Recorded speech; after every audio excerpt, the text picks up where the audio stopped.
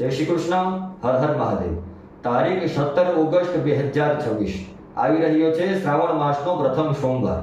જો આ સોમવારના દિવસે તમે આ એક ઉપાય કરી લીધો તો તમારા જીવનની બધી જ સમસ્યાઓનું સમાધાન તમને અવશ્ય પ્રાપ્ત થઈ જશે। એ ઉપાય વિશે વાત કરતા પહેલા કોમેન્ટની અંદર હર હર મહાદેવ જરૂરથી લખજો। આવો એ ઉપાય વિશે વાત કરીએ। શ્રાવણ માસનો પ્રથમ સોમવાર અને આવી રહી છે નાગપંચમી।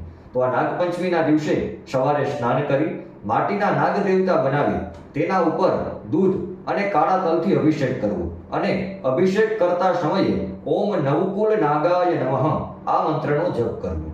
ત્યારબાદ ભગવાન મહાદેવની શિવલિંગ ઉપર એક બિલીપત્ર અને એક લવિંગ છે અર્પણ કરી ઓમ નમઃ શિવાય આ મંત્ર બોલી શિવજી ઉપર અભિષેક કરવો અને અભિષેક કરતા સમયે તમારી મનની જે કંઈ પણ કામનાઓ હોય એ ભગવાન શિવ સમક્ષ રજૂ કરવી।